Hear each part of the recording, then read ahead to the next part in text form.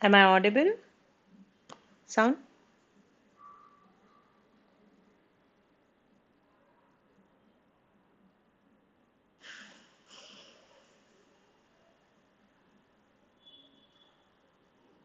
Am I audible? Perfect. Right. So this is our last SBL revision day. Okay. As I've already mentioned, what my agenda is for today is I want to do a quick overview of the last sample paper as I promised. This sample paper is a specimen paper that is taken from 2018.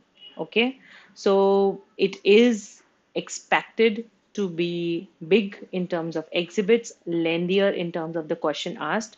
Obviously, it's not a real time exam question. So, if you see or if you notice this question when I go through it, it has got a lot of questions that are asked for small number of marks. Okay, normally, if you see specimen papers, this is how they function. They function to assure that most of the information that has been there in your syllabus is being covered in the specimen. Okay. When you do the real exam questions, it does not happen this way. The questions are obviously created in such a manner that the number of marks are justified to the amount of content expected from you in that particular question. Okay, so this is how it functions. One more thing, I'm going to do this class without a break. Okay, so I will be giving you an overview of this question and quickly go through what are the questions, answers that I would like to put. I would only use a Word document here and do it. And the most important part is the last segment of it, where I want to give you certain tips that I want you to carry forward for your exam. Okay. See, whatever as a tutor, as an educator, I can help you with has got a limit to it, right? You should be able to, first of all, absorb the information that is given and try to take those procedures, those steps, and work forward to bring your success stories, right? So, if sometimes there, as many questions as I do with you, or as many examples that I give you, which is obviously constrained in a revision class, which has got a certain time limit to be followed. Obviously, it is different when you take the full classes. It's completely different because we've been together doing SBL with my other Lakshan students for 70 hours. So that is completely a different thing. But despite of those students and you who are just attending the revision classes, there is always a lot of groundwork or a lot of integration that is required from your side in terms of your consistency, in terms of your sincerity, in terms of you focusing on achieving your goal, right? After all, it is something that I or any educator can provide to you to a certain extent, and it is you who has to take it forward from there, use it correctly, use it wisely, and try to assure that that helps you. Every bit of information that is provided to you helps you to reach your goal, right? Saying that, as I said, I'm going to give you an overview of this question and quickly go through what kind of answers would I have put in that situation in a pointer format only, and then carry it forward into the tips that I have made up for you. Okay, so let's get started with it.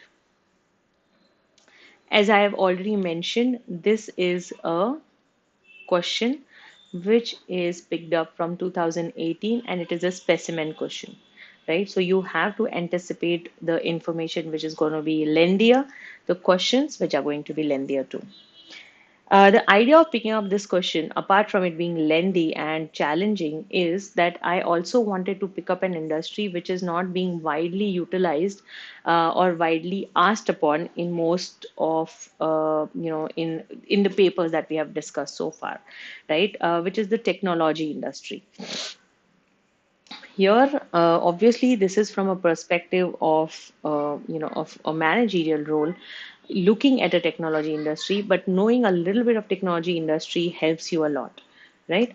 So let's go through this. So here you are playing, you are having a role play of this person called Hoyle Louis, and who is a management consultant of a consultancy firm, which gives consultation to the clients. Okay.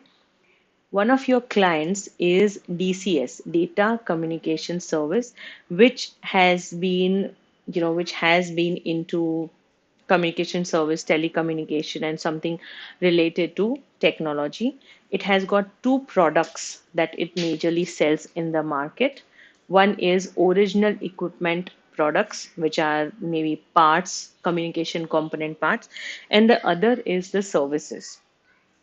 OEM, original equipment manufacturers, is what DCS expertises in, and it is its major business. That is where most of its revenue comes from.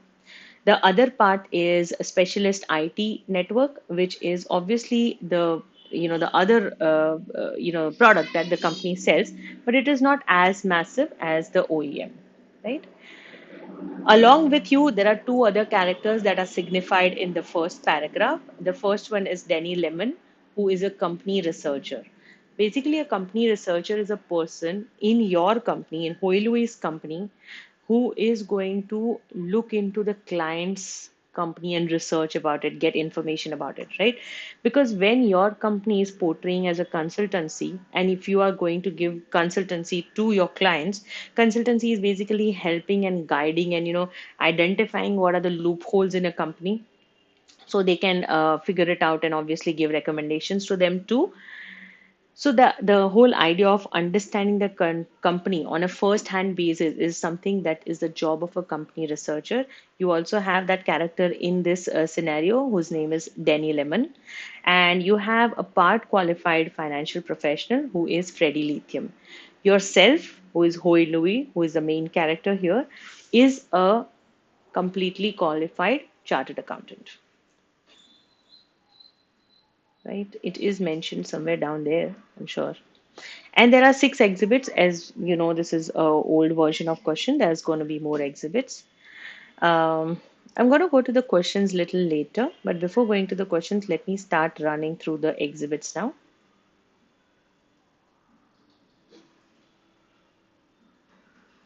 The first exhibit is something which has been picked up by Denny Lemon, who is the company researcher, and basically that person has researched about DCS and brought an external environment overview for Huawei. The date is mentioned here. So this person, Denny, is talking about the organizational overview, basically how the company is structured. So the company was initially a privately owned company by the chief executive or the main head of the company, known as Java Peraya, who has recently made it a public listed company where 30% of the shares are with institutional investors, and most of the shares are with Java Peraya also. The company also has got long-term funds and long-term borrowings, and it is newly issued share capital also.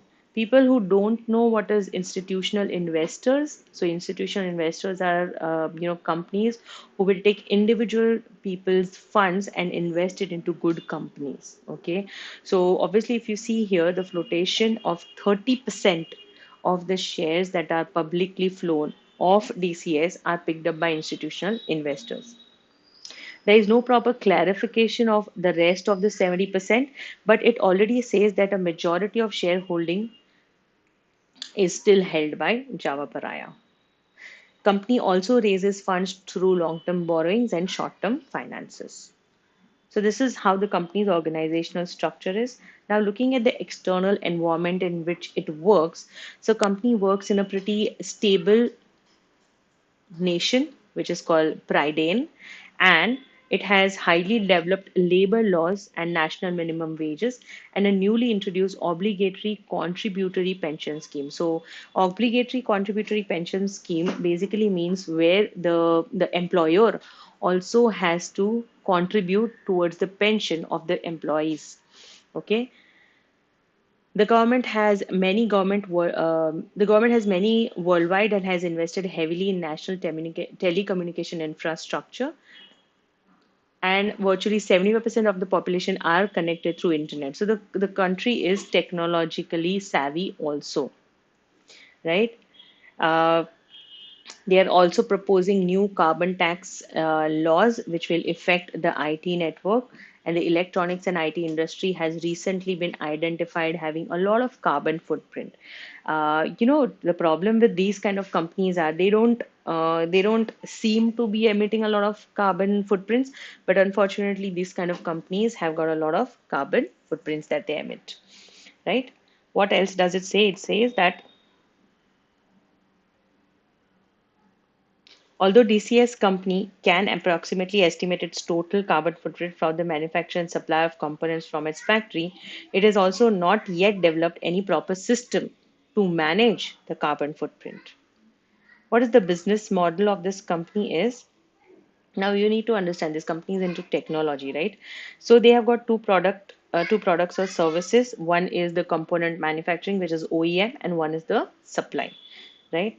DCS employees are a mix of technical qualified engineers working in the R&D, factory staff manufacturing and assembling products, and IT sales and service support system. Since the flotation means when public shares were issued, 60% of production employees have joined the trade union also. There has been an economic downturn in 2012, which led many companies to postpone technological investment, and by then DCS employed 150 full-time employees. So because of the downturn, many companies were based on ad hoc employment, and DCS at that time only employed 150 full-time employees.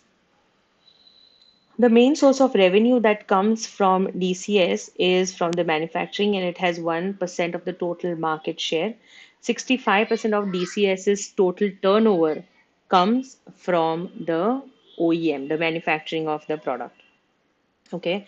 DCS mainly sells and supplies large volume of data communication components to original equipment manufacturers, 30% of which are based outside Paradigm. So DCS, if it says, is get two important components or two important products that they are selling in the market, product or service.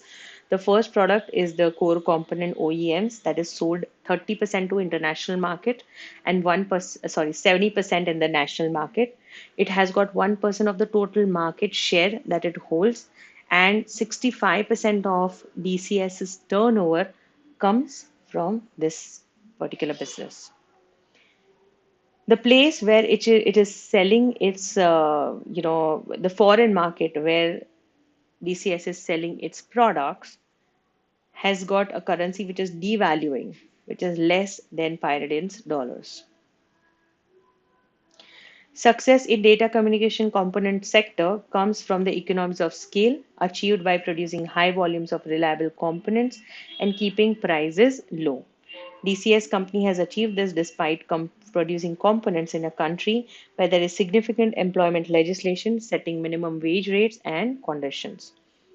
The second product area is a smaller area. This is the services that they are providing, right? Which is into IT management, and a key aspect of this second product area is the installation and support of big data analytics ability along cloud computing storage, which can be used to replace existing costly IT architectures, such as unsophisticated data warehouse to allow business clients to collect and analyze more targeted and timely data.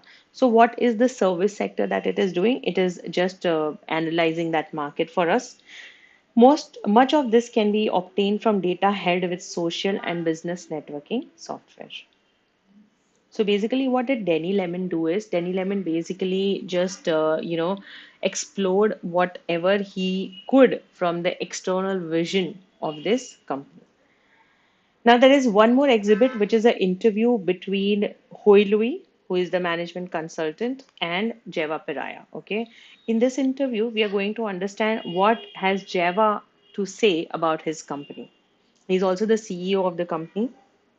So you is Hoi Lui, who has just like done a proper introduction, and now Jeva has to say that DCS is fairly centralized, and basically, how does Jeva describe his company is where all the important decisions are taken by the top level management, and the middle level management does not have a say to it. Okay. So what I can understand is, and what I can figure out from is, because Jeva Peraya had a privately owned company, right, and it has recently moved into public limited company, it still does not have has consciously left being the authoritative person, or the board of directors has not consciously left being authoritative to giving away some decisions making power to the middle level management, right? We expect middle managers to respect and respond positively to senior management requests or directives, and not to question these unless they are very sure of this fact. Right? This is also something which looks like a very primitive kind of, you would say, mindset, right? And this is probably a legacy from pre-flotation era, which I did obviously mention to you, right? And the strategy was decided by me and my closest senior directors. So basically, people who are in the board of directors happens to be like close friends and family of Jeva Paraya, right? So that's why he is not comfortable in giving out a lot of information to his, the people who are there, the middle level management, right? And then Java Paraya shows the organizational chart, which is little disturbing if you see for a public limited company, because the CEO and the chairman, two very important roles, are being taken over by Java Paraya only, right? According to the corporate governance, I don't think this is a very good idea, and it would not even sustain longer. Definitely, they've got the board of directors, which is the marketing director, Jules, production director, Tony, finance director, Tosh, HR, Trish, and non executive, Asaf, right? So now he's talking about the board of directors and the composition of people who are in it. So he's saying that since 2016, DCS has been governed by a board of directors with me acting as a chairman and the CEO. The board comprises of marketing director Jules. He was originally his sales manager employed, so he's been there for in the company for very long. So is the IT director Tony. He's been there for 10 years. Tosh is a recent person who has just joined when the company got listed in the National Stock Exchange, NSE, and Tosh happens to be the finance director. Trish is a female HR director, and she is also, and they also have a non-executive director, which is Asaf, who's a talented businessman, but he is also an executive director of one of the two largest suppliers that are supplying components to DCS to make its products, right? So that means everybody that is a part of the board of directors is very well known and tightly knit. Then, obviously, Hoiloi is asking about the background of corporate governance committee. So, if we know there are four types of important committees, right? The audit committee, risk committee, nomination committee, and remuneration committee. So, where Java answers to this, saying that the audit committee has got three experienced network engineers to promote more independence. They also have an NAD on board as a chairman on this committee, who is a former compliance officer at an airport, right? So this is also something which has got one person who is an NED, but he is from the airport regulations or aviations industry. And the company does not have a risk remuneration and nomination committee. All strategic and long-term planning directors, whatever the company wants to take as ideas, remuneration structures, everything is being handled by the management only. And the culture such as that we embed risk management through having close control over staff, that I mentioned to you previously. So company is assuring that it is maintaining the power in the hand of board of directors and the CEO and the chairman, who is Java Paraya. And that is their definition of managing the risk. Okay. As a salary, we strongly believe that all board members should be on a fixed salary to encourage that they have a long-term perspective. So the salary is also something which is directly and fixed pre-maintained. As far as recruitment, remuneration, and succession planning is concerned, I personally approve and manage all middle to senior staff recruitments. So basically, he is got his hands into everything. Now that you are a listed company, how do you report to and engage to the shareholders? So company does not have that kind of that kind of relation to its shareholders yet. But it does make sure that it meets the minimum company law obligations in relation to statutory reporting to shareholders, shareholders' democracy, voting, and other constitutional rights. That was all very useful, Mr. Piraya, and that is how he ends the conversation. But at the end, he's also asking for a copy of the October board report, which Jao Piraya agreed to give, and it is being asked by Tosh Mondal to be submitted as an integrated reporting to the management consultant, Hoi Lui. So the next exhibit is the integrated reporting that is being there, right? Whenever we talk about integrated reporting, before we even see it, it has got an element of financial and non-financial information, right? So that is what is given here also. As I said, I'm going to go through an overview here. I'm not going to go in depth into the numbers. I would certainly do that, but I'm going to quickly, bring your attention to certain figures here, which is the profit, which has gone down, the profit for the year, which has reduced less than half. Finance cost has been increased a lot, right? And the overhead expenses are stagnant, but the profits has also increased. Cost of sales has increased more than the profit. When we look at the non-financial data, you will notice that it is correctly said that there were full-time employees, 150 full-time employees that were with the company in 2012. That has reduced. Staff turnover has increased more than 50%. The delivery dates have also increased. Number of orders. Forward contract order book means how many future contracts the company has. Even that has reduced. Complaints have increased, satisfaction has reduced from employees. Investment in non-current assets have decreased, R&D has reduced to half, carbon emission has increased, right? So overall, this is how the company looks from the integrated point of view. Then when we go to the next section, which is the board of directors reporting to DCS company, this is basically showing like the board report of the company itself, which is the internal data obviously shared with us for analyzing this question and obviously with the management company, right? Here they talk about all the strategic decisions that they have made, focusing on the strategy and resource allocation. So the first thing that they have highlighted here is the risk and opportunity. What are the specific risk and opportunities which affects DCS ability to create value,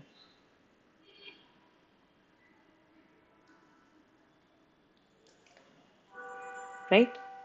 Ability to create value over the short term, mid-term, and over the short term, mid-term, and other informations, right?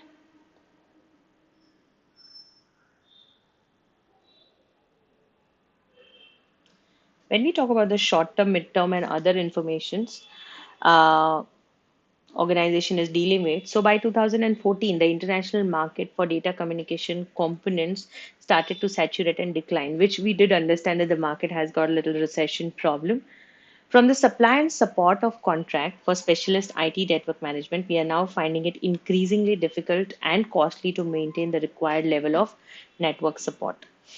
It is getting harder to recruit high caliber staff to DCS. The headquarters of DCS, although a modern site, is in geographical location which is unattractive for key personnels to come, right? So the company is making sure that it is recruiting the right kind of people, but people are not ready to have a geographical movement, and the people who are already there with the company, either they are headhunted means taken over by another company, or they have taken an early retirement. Lenders, the people who are lending company, if you know the company is raising fund through long-term and short-term investments, the lenders have also become more stringent, more difficult to, borrow funds from, right? That is also something that is happening. Companies geared cost of equity right now is going on at 12%. When we have a future outlook, what challenges and uncertainties is DCS likely to encounter in pursuing its strategy, and what are the potential implications for its business model and future performance? DCS currently manufactures approximately 50% of all the data communication components used in its own product. The rest of the complete component, including semiconductors and microprocessors, are brought in from two multinational global suppliers. These suppliers have since 2006 become the key players in the market through a succession of acquisitions and mergers, where previously there were many more suppliers, all with a much smaller market share. Right, so these are certain things that have changed in terms of the business model, right? When we talk about the suppliers, if you understand the NED that the company had, which was Asaf Pirali, is one of the executive directors of the company which supplies components to DCS. And if you look at the suppliers' point of view, there are only two large suppliers from which the raw materials can be supplied for DCS, right? One of the recent acquired OEM customer accounts for 40% of our sales. So from suppliers point of view, there are few suppliers. Uh, there is one customer currently that company has, which has got 40% of its sale, which is very big, right? And marketing forecast for 2016 and beyond indicates a stronger growth from supply and sales support, right? IT management service to currently install network in the domestic financial sector rather than manufacturing of components to OEMs.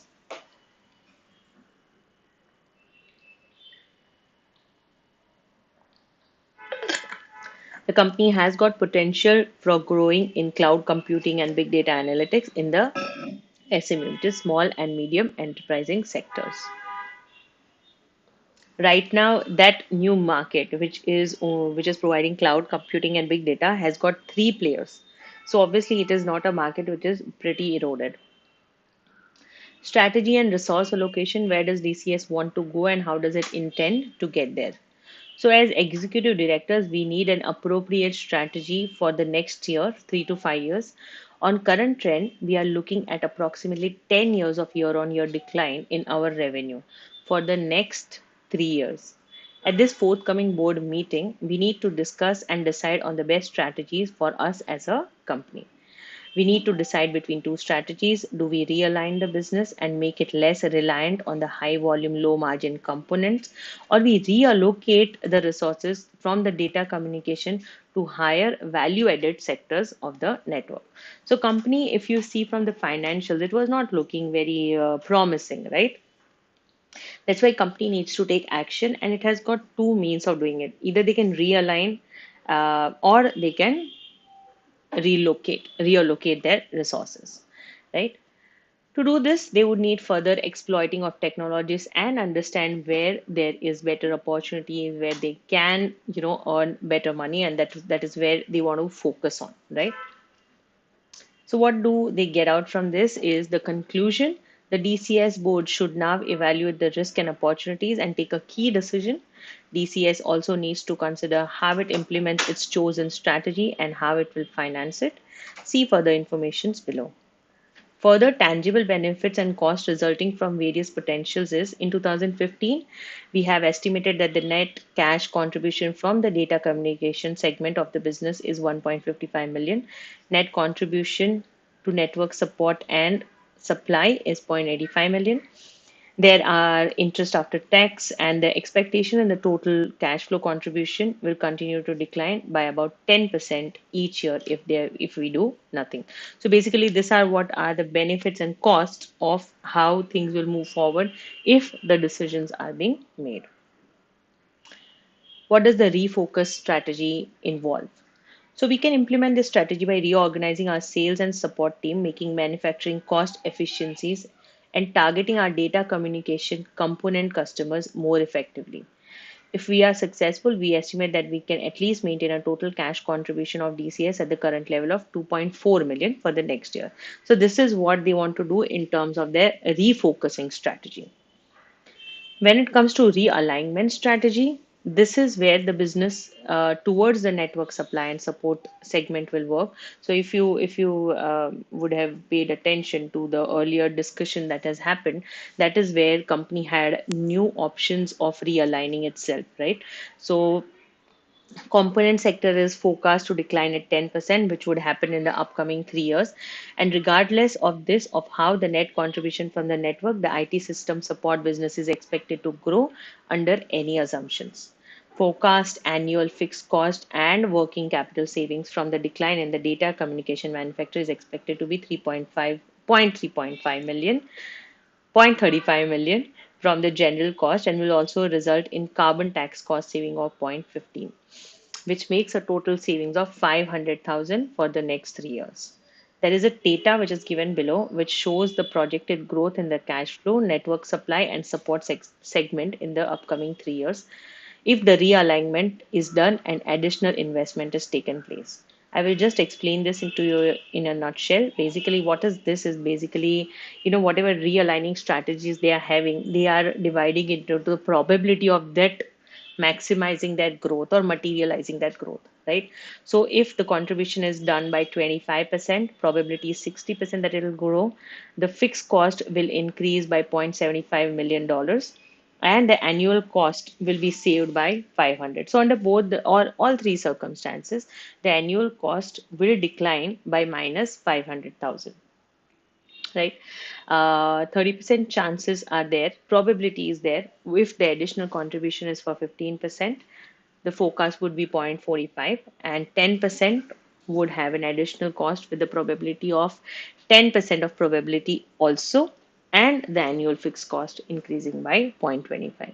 But these 3 years of investment will help the company in the long term if the realignment strategies are taken into consideration or put into action, right?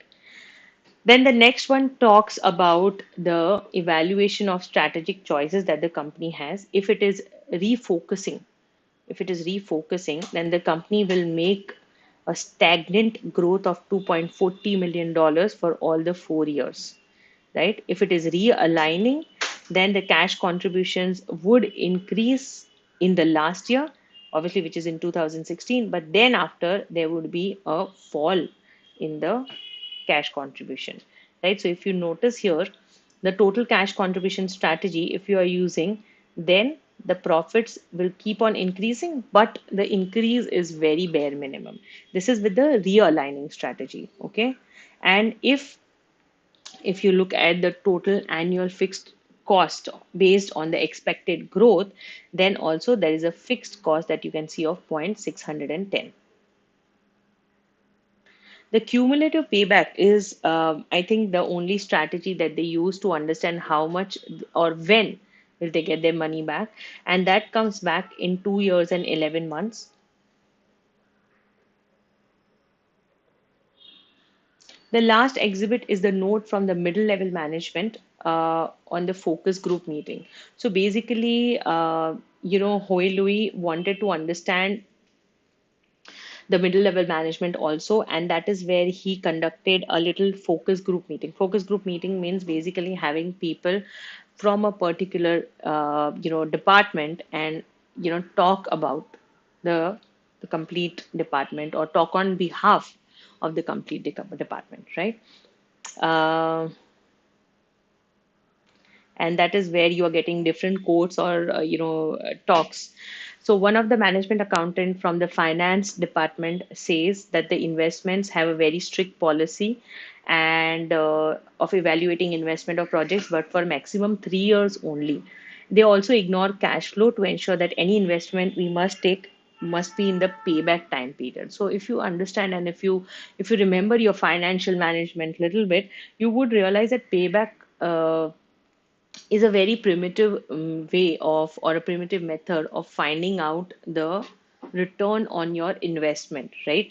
There are much more better options available to find out the return on your investment, which will give you more accurate results.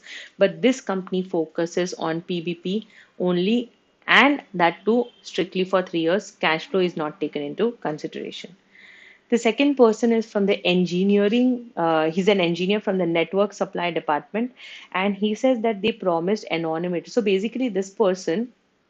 So there was a survey that was taken in the in the company, and the survey was, had to be confidential because that is what the company promised the employees, right? And obviously, this person must have given his survey. Once the survey was finished, he was asked to come for a meeting, and the supervisor or the head did mention to him that if he had a problem with his work, he can just leave the job. And he also threatened this engineer that if he discusses this with anyone else, then he will face consequences. So this is somewhere like a breach of confidentiality which he felt. And the third one came from a technician in the data communication component division, where he feels that whatever information has been processed is just through the grapevine. The way the results were presented by managers based on the survey or questionnaire and whatever they used to take is mostly focused on the good part. Like whatever positive everybody has spoken about, whatever good things has been happening has only been spoken about as a synopsis of the survey.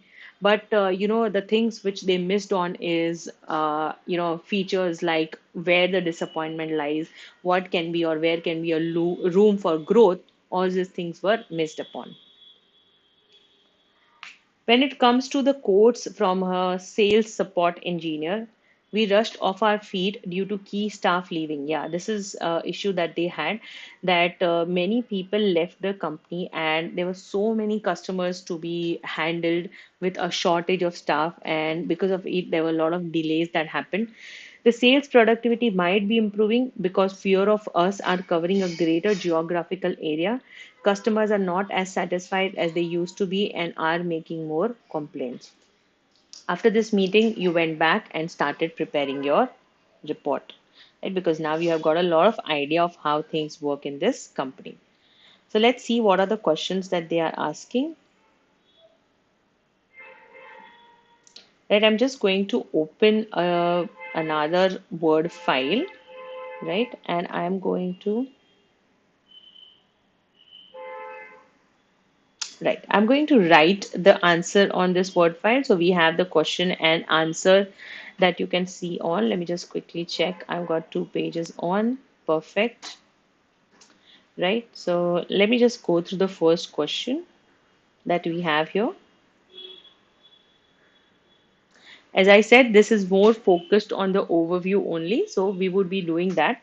And then after, I'm going to give you the tips and tricks to finish your SBL paper successfully, to pass it successfully, to reduce your anxiety levels, and to, just to come out of the panic mode as much as possible. Right? So let's go into answering the first question. The first question says that the case requirements are included in the task as shown below. If you focus on the marks that are given here, it is 15 marks. From the information you have collected, draft a section of the consultancy report for the directors of DCS company to include the following. That is an analysis of the industry and market in which DCS company is competing in using an appropriate model, right? Now, when we talk about an analysis of an appropriate model in which it is competing or it is competing, this is a strategy of external plus competition, right? So these are the key words that we have here. Competition, because it is working in an industry, it has an external analysis. So Porter's 5 forces is an appropriate model here. I'll tell you why. We have a lot of information on buyers. We have a lot of information on suppliers. We have information on the entrants. We have an information on the substitutes, right? So we've got a lot of hints that picks up information that we have on buyers, sellers, entrants, and substitutes. So if you look at all the models, there are not many models of each particular specification, right? And obviously the hints are mentioned. So for the first question, question 1A and subsection 1, I'm going to go for that model. So question 1 dot A dot I is going to be Porter's 5 forces, right? Where we obviously start with introduction, as I've already explained you yesterday. This is a 15 marker question, right? So just talk about the company's external or industrial environment, then you can start with the first one, which is bargaining power of buyers. Now, if you see, the company here has got only 1% of the market share. That means you are assuming that there are going to be many suppliers here, right, who can supply goods to their customers. So we can talk about the 1% market share. We can talk about, this 1% making to 65% of DCS turnover. That means this market share of 1% is very important for the company. Then we can also talk about the 30% market share of OEM in foreign market, right? So all this can be coming in your first pointer. Please make sure that you are going to talk here of only 3 marks with 15 marker question. It is a specimen question. It has, or it would be lengthy. So you got to anticipate it, right? What else can we write? We can also write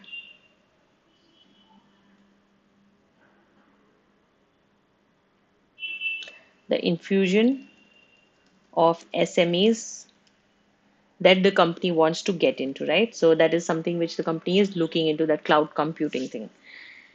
That comes bargaining power of supplier. Now here, if you see, there are two major suppliers.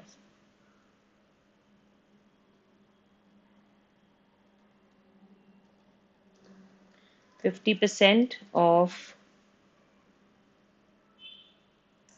components are manufactured by DCS, right? There are two major suppliers, right? So if the suppliers end up increasing the price, it is going to be affecting the company's pricing strategy also, or costing strategy. When we talk about the lenders for raising funds, that has also become difficult and more procedural, right? Nice, right? 3 points go here. Threats from new entrants,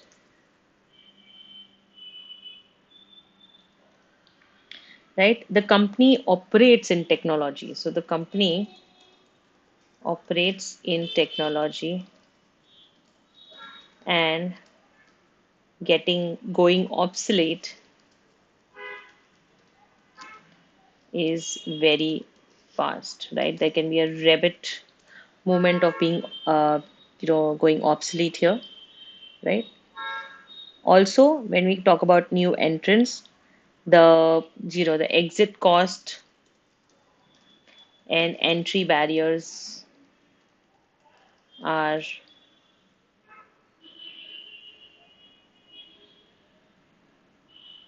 more, which reduces entrance, right? See, this is technology. So entry and exit is something which might require a lot of, paperwork and a lot of licensing. And that's why it becomes difficult for companies to enter into the market, because they need to have the right kind of specifications and also exit this market. When we talk about threat from substitutes, right, that is where we can talk about vulnerability of the technology industry. We can talk about the sensitivity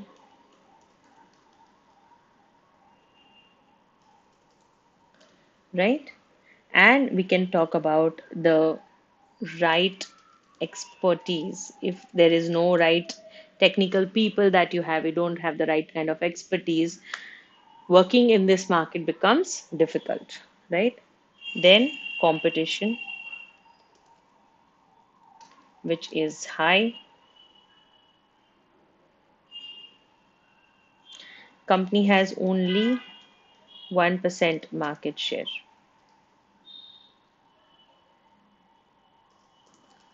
That means many players, right?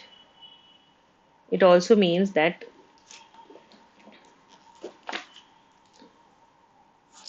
the rival here is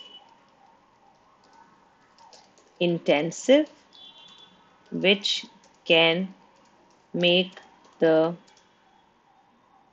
profits crunch, right? There has been recession, which also can act as a push to BCS. Right, so 15 marks question, we act upon it as a 15 marker question only. Jot down whatever pointers you understand and put the pointers in there. The second question is evaluating the overall performance looking at the integrated report. So if you remember how I, looked at the integrated report and talked about it, the same thing is expected from you also when you are analyzing it. So, normally when I have a question like that, I always keep that figures handy so I can talk about it. Let me just yeah, these figures, right? So this is something which can be picked up and put up into your answer, or you can go to and fro and talk about it. But what would you talk about, right? So if you look at the second question that we are answering here, you will be you can talk about the financial capital, right? And how it is basically look into the gross profit margin and the net profit margin, because we only have the profit and loss account here. We don't have the financial position. So we can't talk about it. Whatever we have here, that is only we can talk about. So it is like your gross profit margin, your net profit margin, or your interest cover ratio, right? When it comes to your, obviously you need to, let me just put it first here, calculate the ratios and importantly analyze the ratio. Right? Talk about it. Why has that happened? This is a 12 marks question, right? Then we can talk about the manufacturing capital,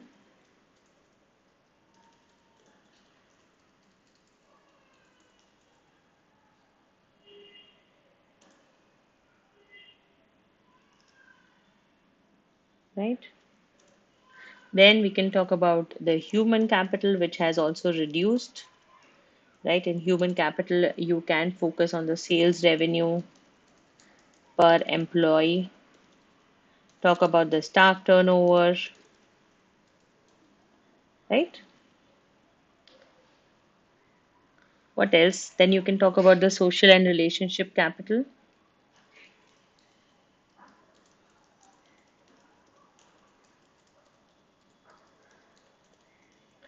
right? And finally, you can talk about how much they are investing into their intellectual capital. Because if you notice, the R&D and all has also reduced. So R&D is something that you can focus on here.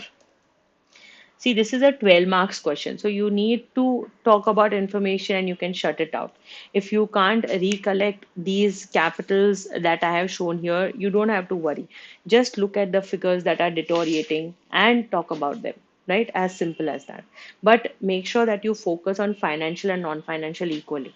Don't just talk about the financials only because it is a more comfortable genre for everyone, but talk on both the things in a balanced manner.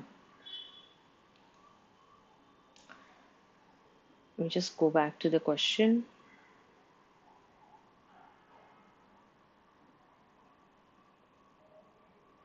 Right, so here the evaluation and this has to be done. The next one is the key weaknesses of the corporate governance. Now, this is something that you can figure out from the discussion between Hoilui and Java Pariah, right? So that is what we intend to put here. So this is going to be our B part, right? So when we talk about the corporate governance, that is the first thing that I already pinpointed there.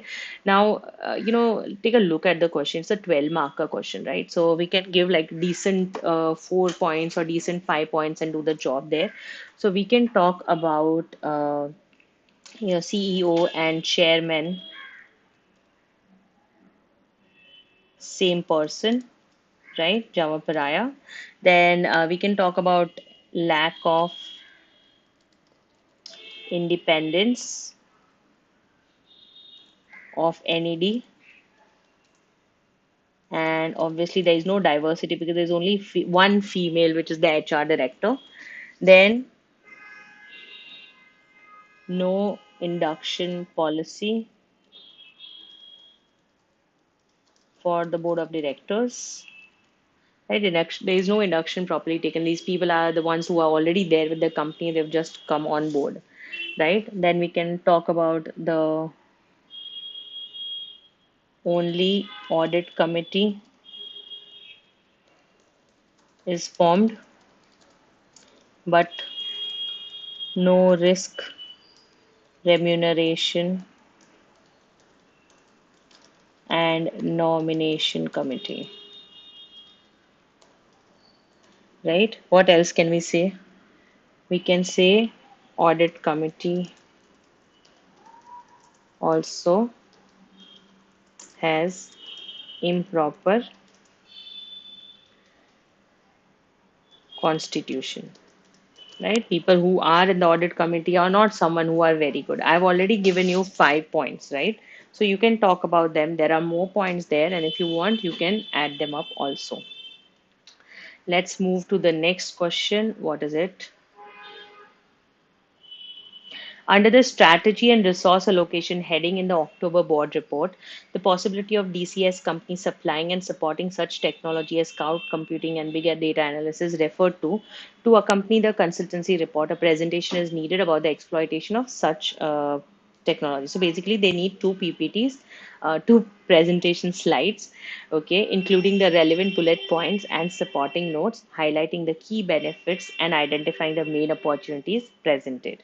Right, so that's what we are going to look into. It's a 6 marks question, so you need to have two presentation slides, both with your notes attached to it. Right, so the in P, I'm going to write slide 1, right, and slide 1 is the benefits of data analytics, right, which talks about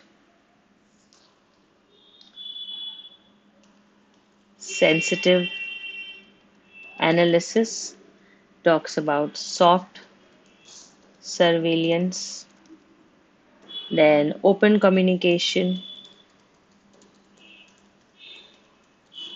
with clients. Because after all, see, when we talk about data analytics, this is where company is going to assure that the data is properly analyzed and the loopholes can be found out, right? For the next slide, obviously you need to write notes to this to elaborate. In slide 2, we will be discussing the opportunities that DCS has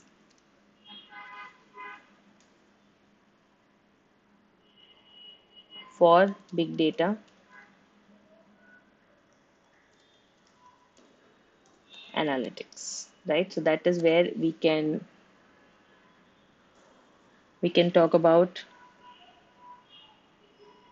potential unlocking of significant values. We can talk about the ability what big data has, so the ability of having more data capture and synchronizing it, right? And then also we have it is used to develop the next generation of products and services, right? So this is what your slide 2 will have. you will have to elaborate it. And to know this better, you need to know data analytics and big data much better, right? So if you have not done any article based on it, if you've not read it, there are articles available on the ACCA study support resources which talk more about data analytics and big data. You can see the features what they provide, which will directly help you answer these kind of questions. Let's go to the next one, which is your answer D. You have noted from information that you have gathered that DCS company has an increasing carbon footprint, which it estimates in total, but is failing to control adequately. As part of the consultancy report, you are considering recommending to DCS company that it commissions a specialist environment and sustainability consultancy company to assess these issues at the DCS company.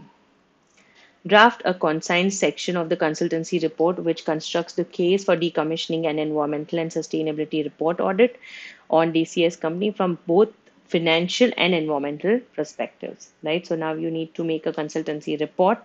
Since this is asking for a report, you need to use the report format. I've already shown you how to do the report format yesterday. And here you are going to put the recommendations from the sustainability problems that it has for the company's carbon footprint, right? So it is a small 5 marker question. Let's see what we can put it up here.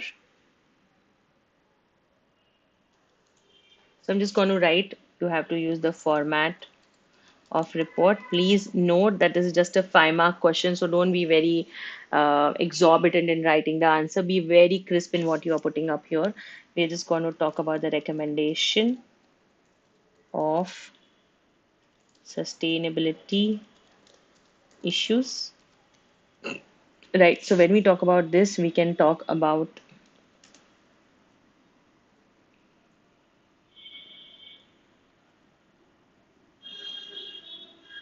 the financial dependence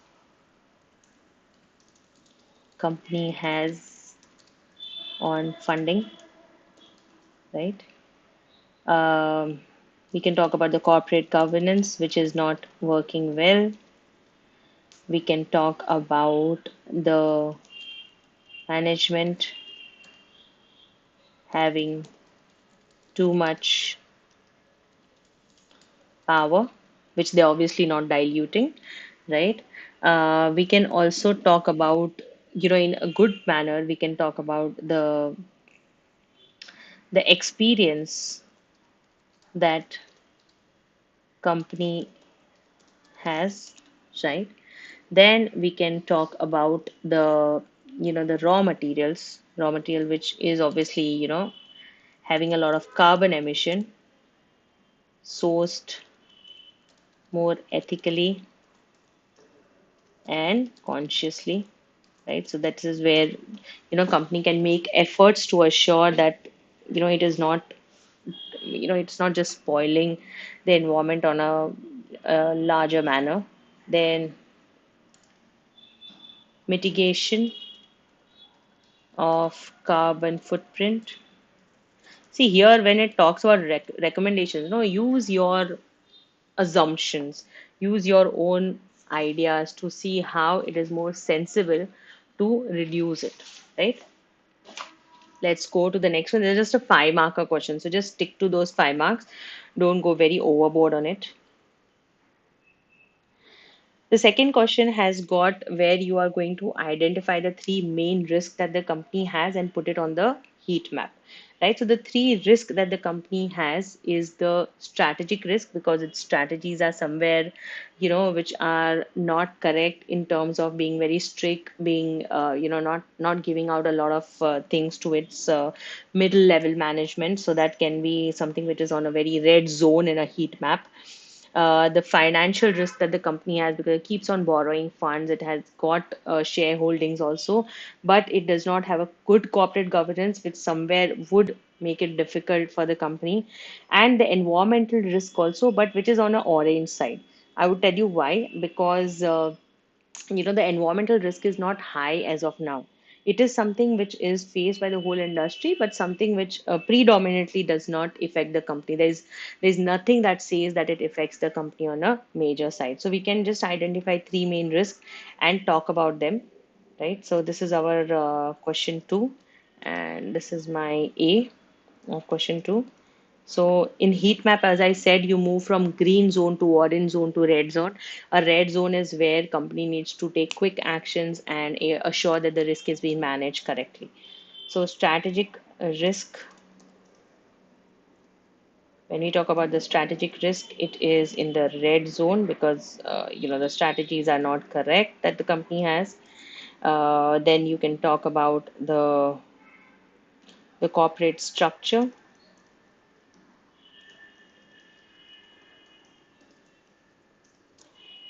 You can talk about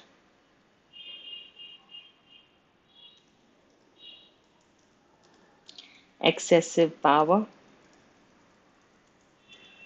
right? All these can be a part of your strategic risk. First, you have to mention that these are your red zone areas. Then you can talk about the financial risk, where you can again signify that this is a red zone, right? Majorly because heavily dependent external funds. Also, the company is more focused on having a public sector but not following the rules of public sector.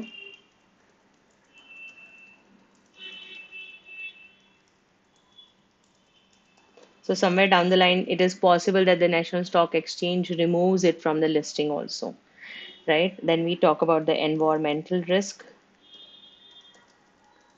which is in the orange zone. When we talk about the orange zone, this is an industry specific risk, and the company should make sure that it does its bit of reducing carbon emission, right? At the end, I would give a closure to this just by saying that a risk committee would have handled this better. Right? Because the risk committee is completely driven to do this work only. So they would obviously be someone who can handle this kind of information much better. Let's go to the next one, the 6 marks question only. Then there's a 5 marker which says critically evaluate the spreadsheet, including any assumptions that are made. Just a 5 mark question again. This is our B part. Right. So when we talk about the critical evaluation, that is where we will first of all say that payback period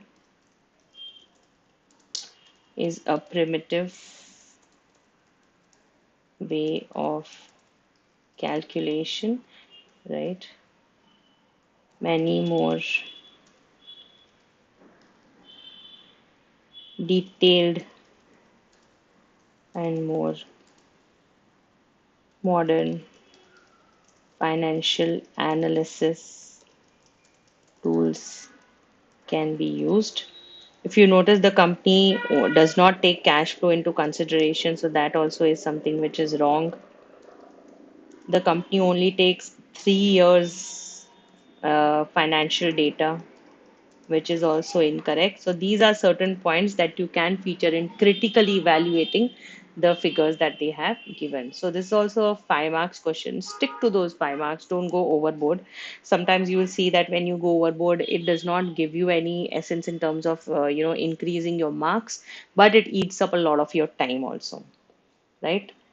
Then comes the key recommendations for the consultancy report, using appropriate evidence to advise which two strategies, refocus or realign, should be implemented.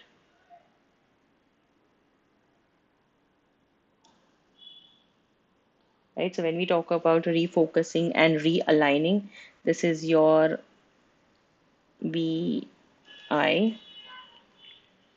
and this is your right. So when we talk about the refocusing, and the realigning, we can just say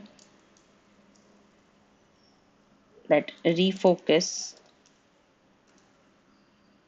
is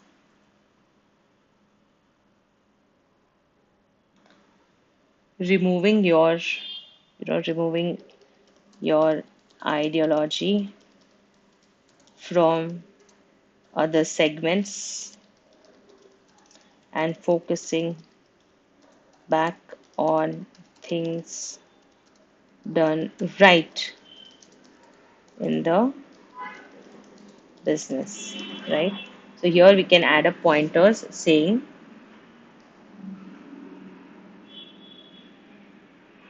that realigning would be better from strategic and business benefit point of view. Obviously, you need to back up this answer also.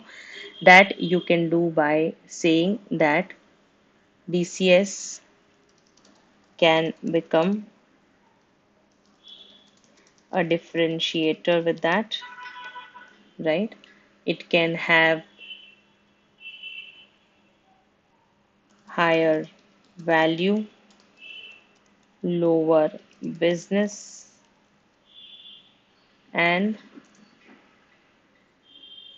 continue to maintain an increase in focusing on cost, right? It only has 1% of the total market share, right? And that is also, we are very well known that company needs to focus on its suppliers. The suppliers are more, market share is less, so it needs to focus more on its cost, right? This is from the financial point of view. From the non-financial point of view, we can say that if we focus on the integrated reporting, we will see that the staff is unhappy, clients are not getting orders on time, and the forward contracts are also less, right? How can the company overcome this? They can overcome this by assuring that staff is retained, motivated, and happy to work. Because see, when we talk about technology industry, we need to understand that the staff here is someone who are the experts, and they have to be there with the company. They have to assure that they are there, they are just maintaining the way that they are handling the company, right? Because it's not a unskilled labor job that anybody could be coming and doing the job, right? So this is a skill labor, this is expertise that is required. So retaining your staff, maintaining them, and assuring that they are with you, happy with you, would assure that the clients are happy, clients are satisfied. Because if we see the overall analysis of the industry, DCS is not a market player that it can afford these kind of behavior with its staff members, right? Let's go to the next one. 5 marks question, handle it fast. Yes, here I told you we will use the stakeholders mapping and talk about the shareholders, employees, and lenders. It's a 9 marker question. So shareholders, employees, and lenders, right? So we can talk about this, your 3A. So we can talk about your shareholders. First, if you want this 9 marks question, if you want like 2 to 3 lines, talk of Menlo's matrix, because that is the only matrix that is there, or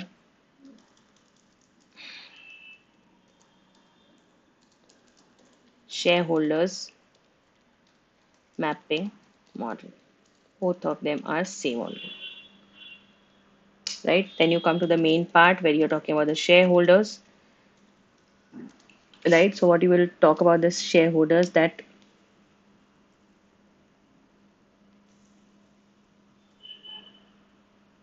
a good corporate governance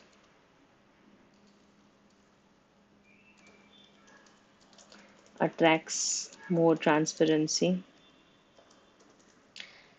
If you remember, the company is just tick boxing in terms of shareholders interaction. So that needs to be changed. Shareholders are the key players because they are the ones who will raise funds. Right, so these things is what you can talk about. Then let's go to the employees. We can say company is into expert oriented work. So they are also the key players, and their motivation, satisfaction, and retention is important, right? And then you can quote on the incidences where company is not doing this. Then comes the lenders, right?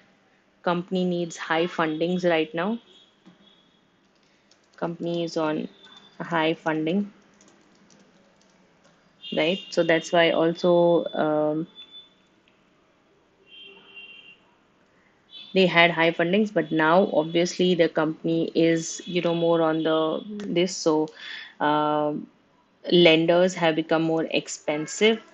Why? Because the finance cost have increased. Finance cost increased, right? There have been a lot of prerequisites,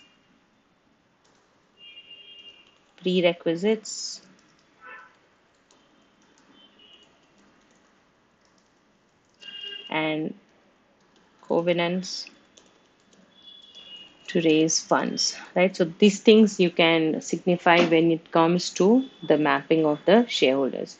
But overall, company is on high funding, but has reduced the long-term borrowings. Why it has reduced? Because it is into issuing shares, isn't it? Right?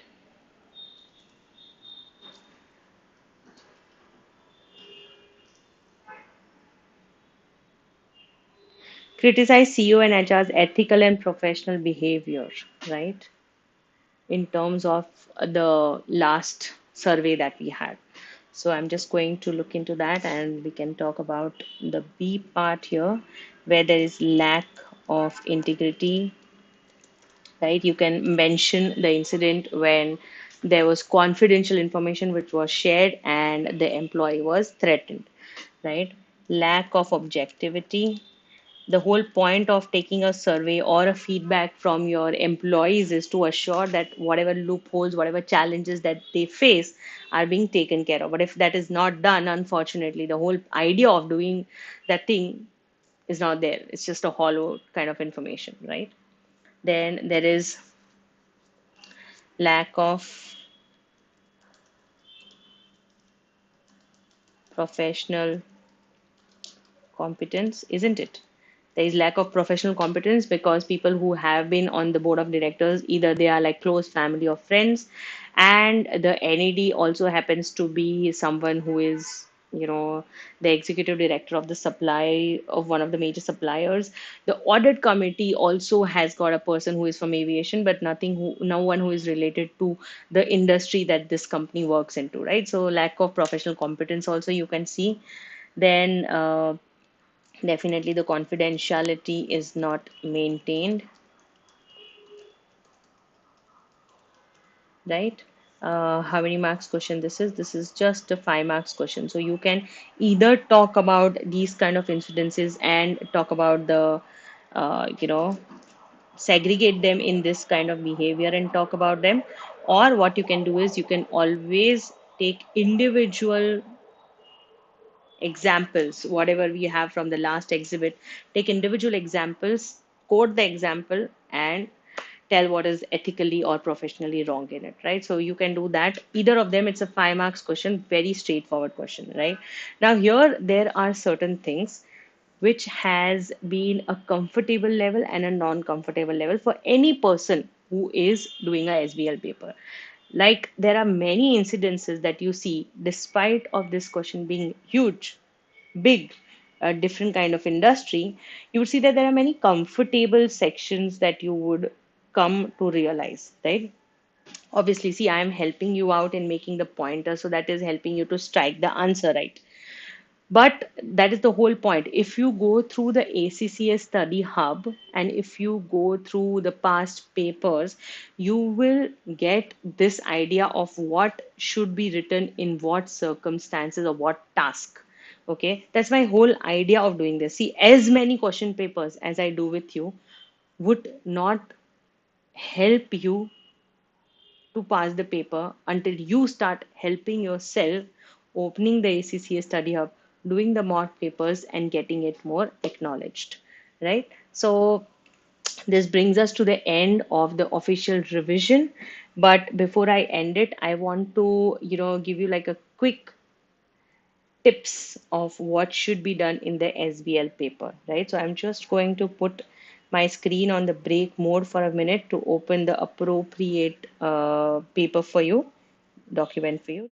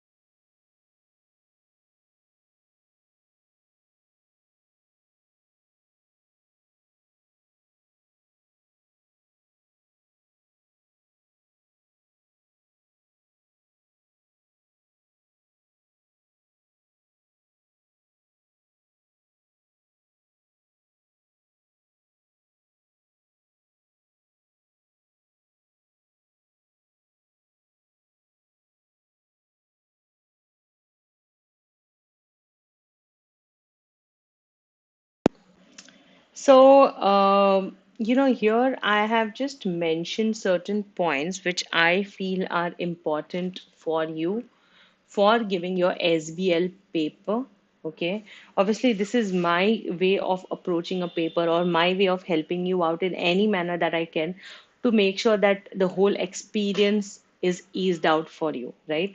See, panicking in the exam is something which is inevitable. You or me or anyone in that circumstances would not be able to understand what the other person is going through when he or she is entering the examination hall, right? But there are certain things which I have helped my students earlier to approach the exam correctly. And before even going through any of these pointers that I've mentioned here, the first thing that you need to do right now from the start, whenever you start seeing a video, hopefully like right now, is you need to start understanding the fact that you need to be well prepared. Don't go in the exam hall or don't go approach a paper with expectations of miracles. But if you have worked hard and if you have worked mindfully, you will not be disappointed. Okay, that does not mean that you do your exam kits five times, seven times, or you do your ACCA study hubs five times, seven times. But just try to relate to what kind of questions are asked and what kind of questions should be solved in the exam, right? I have suggested you to do four mock papers, right? So just stick to four mock papers of completely answering them, okay? No pointers. Pointers strategy that I've been showing you recently that you can use for your ACCA study hub questions. Write your pointers and try to see it with the answer how much relative they both are, right? But the four mock papers that I've suggested in my previous revision classes, I want you to completely solve them, completely do them. Okay, don't go halfway in doing them. Completely do them, do it in the time frame. This ones, the ones that are here, are some of my suggestions of how should you answer the SBL paper. So let me start reading them one by one. Read the pre-seen material thoroughly and almost by heart. It sink it into the details and memorize it before the exam. I have told this from day one. You will get your pre-seen material on 22nd of August, right? Use it correctly, sink it in, make your notes, highlight it, print it out, do whatever, but keep that in here properly stuck and retain it until your exam date, until you finish your paper. You will get the question paper, read the requirements first or task one, and then look for a relevant exhibit, right? Because the pre-seen material will have most of the information. Okay, and the exhibits would just be something which is directly related to your requirements. Now, this strategy I have given here because the exhibits are going to be small. The requirement might be something which is directly related to the exhibit, right? So you can just follow it that way. Just let me just put this on charging 1 second. Okay, perfect. Figure out if there are any of the models done in class and relevant to the task or not, right? As I said, there are certain keywords that I've been mentioning for models. If you find the model, you need to use the model. It will just give you a good skeleton to write upon, right? You become more confident and you have the model. But if you don't remember a model, you don't need to panic. It is completely okay. For that task one or question one, first of all, you make your pointers in your scratch pad or directly in the answer space. Try to connect the pointers made in the task with paragraphs from the exhibit and precede material and copy paste that information to your answer sheet and paraphrase it or elaborate it, right? I know this sounds like a difficult step to follow, but once you do your model papers and use this technique, it is so much going to help you. You read a task, you make the pointers, whatever you can figure out, whatever you can capture from the information on the first hand, put the pointers. You can elaborate it later, but start putting the pointers from the time you have your eyes on the question. If you have financial information, don't go overboard on finding too many ratios and difficult ratios. You can also get good marks by giving simple ratios but a very well structured analysis, right? Finding a ratio and analyzing it is something that you have been doing from financial accounting paper, which is a knowledge level paper. So the examiner knows that you know it, right? And you also know that you know it. If the question is for 5 marks, don't calculate 7 ratios. Calculate 2 ratios, 3 ratios, or good ratios. Calculate good ratios and analyze it correctly. See what are the marks. Work according to the marks. Don't go overboard. Nobody is going to give you 6 marks for a 5 marks question. No one is going to give that to you. Okay. Once you type the body of the answer, look carefully of what format the question is asking for. See, the first step, what did I give you? Pointers. So once you put the pointers down, the second is you're going to elaborate the pointers. The third is look carefully. What is the question asking? Is it a report? Is it a press release? It is an email? What is it? And put the format. You know the format. I've given you the format in my second or the third revision class. For every answer, give an introduction and a closure. Already told you and already done in further questions also. For presentation slides, only put pointers in the slide and the details should be in the given space, which is like a speaker's note. I have shown you in my yesterday's class how to utilize it. Once you finish one task, then go to another, you will realize that task 2 will be easier to do than task 1 because you have read the exhibits and all you have to do is carefully read it, less in the following task, right? The more you carry on working, the more you will figure out that you become more confident, more motivated, and more easy in writing your answers. If you don't know anything at all for any of the task, don't panic. Leave it and come back to it later once the things are done. Suppose you read task 1. You didn't understand anything in it. Don't worry. Come to task 2. If you don't understand task 2, come to task 3. As per my knowledge, there would not be a single thing which you would go blank on. There would be at least some information because the material is given to you 14 days beforehand. So, with a caliber of a professional level student, I do expect some kind of knowledge that you are going to take along with you when you sit in the examination hall. So this will not happen, but just in case if it happens, you know you need to come back to it later. Don't spend your time thinking, oh, what's the answer? What's the answer for it? Don't do that. Always select the most comfortable task and then move to the most difficult ones. Select what is your favorite. You like presentations? Do presentations. You like an exhibit, corporate governance? Do corporate governance. Do something that you like with and then go to the difficult one. Stick to the time allotted. 1 mark is 1.5 minutes. According to your exam rules, it is 1.8 minutes, but I am giving you only 1.5 minutes because you need those saved minutes to go back and look for enhancing your answer or going back and doing the answer which you don't feel you are satisfied with. Right? These are my 15 mantras of finishing your SBL paper right on time and with good marks. Okay, but they don't walk alone. These mantras are the ones that you go inside the examination hall and go through, but they don't walk alone. For achieving what I'm asking you to achieve, you need to do two things. You need to go through and read, make pointers for ACCA Study Hub questions. I've already mentioned in my first class how to do it. And second, you need to solve those 4 mocks, which I've already mentioned in my earlier questions, right?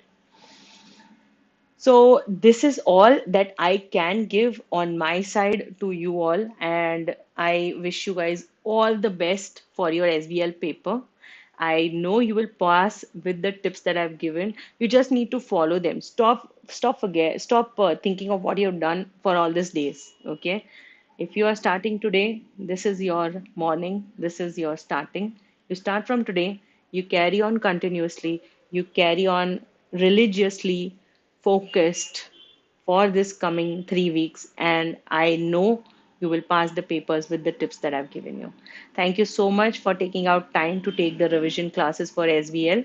I hope I have brought in some substance to you all. I hope I have brought some knowledge and increase your bar of understanding of certain ideas of the questions. Obviously a revision class is something which is there to motivate people and show them the ideas of what is to be done, but our full classes for all the professional level, skill level and knowledge level are starting from the 20th of September for English and Hindi with Indian Institute of Commerce Lakshya.